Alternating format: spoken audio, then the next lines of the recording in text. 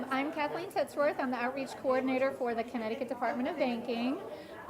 We are here today at the Legislative Office Building for Connecticut Saves Week and Military Saves Week. It's a financial education expo. We've got 13 tables of agencies and organizations, all with great financial education information, from the Department of Banking with all of our investing information for seniors. We've got the Connecticut National Guard, the Hartford Vet Center, UConn Extension, Junior Achievement. We have some social service agencies, CRT, and the Village for Family and Children are here, CHET.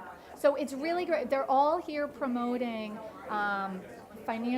being financially savvy, managing your debt, building your wealth, and that's really what Connecticut Saves Week is all about. So Kathleen, as a legislator, as a chair of the banking committee, we've been working for the last few years to find more tools to help protect families, seniors, veterans from financial abuse and exploitation, and also just tools to help people save. So I was wondering if you could talk a little bit, because I've heard from a lot of seniors in Middletown that they are, the people that I represent, that they are being targeted by companies that are preying on people who they think might be easy to exploit. And I was wondering if you could talk about some of the tools that you have at the Department of Banking to help educate seniors and really fight off these folks who are out there.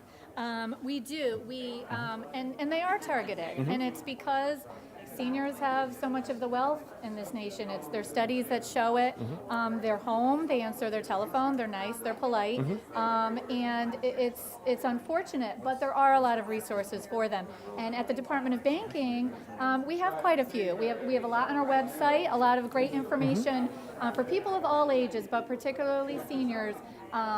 Everything ranging from investing and credit information. But what I wanted to share with you is a program that the Department of Banking is doing. It's a relatively new program. It's called Senior Safe. And what we're aiming to do is train investment professionals. So a lot of times over the years we've trained seniors. And we still do that. We will go to the senior center and we will go to where they meet. But training the professionals that actually work with seniors really makes sense, because they're the ones that really can help spread this information. So Senior Safe helps investment professionals, people that work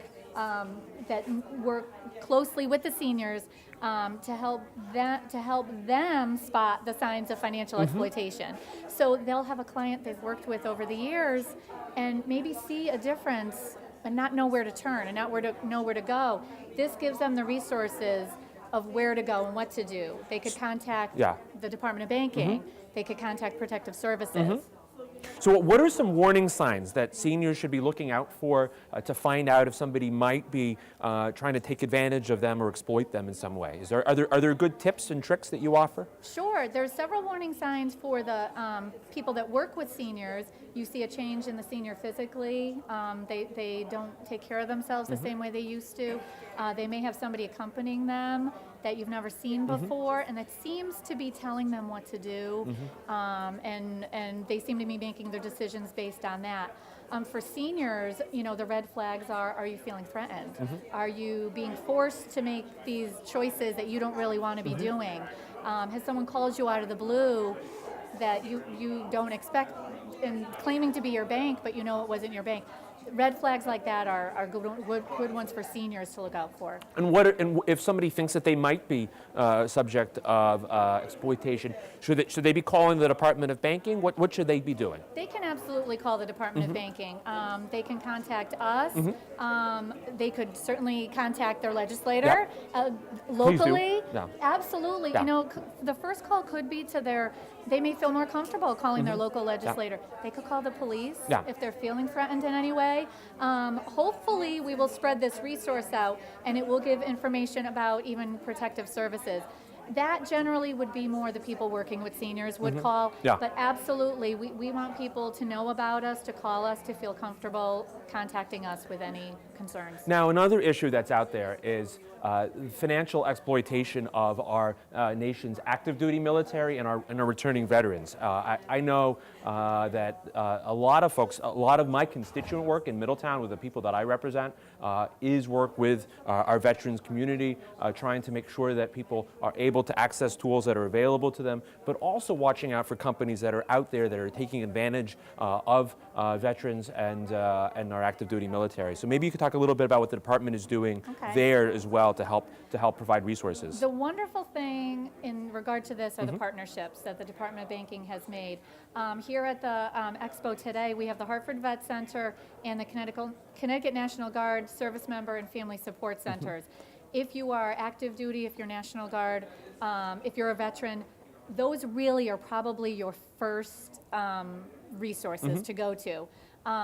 In lieu of that, again, the Department of Banking, because of these partnerships and the coalitions that we're a part of, there's a lot of networking and there's a lot of, so for instance, and you've contacted our office on behalf of veterans or military in terms of foreclosure, and our agency has a very active foreclosure assistance hotline.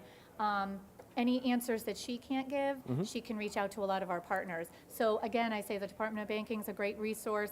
We have a lot of good information on our website, on our Facebook page. People can contact us, we could share. If we don't have the answer, we have these great partners that have the answer. Absolutely. Well, I have to say, when I got a call from a constituent in Middletown who's a veteran who was facing foreclosure, I went to the Department of Banking, asked for help. We also went to the foreclosure mediation program and the judicial branch, and they were able to help. We were able to help save this family's home. But the hardest people to help are the folks who don't pick up the phone, don't make the call. Once you get in, once you talk to us, then we can connect you with resources. I know the department does a great job of that every day.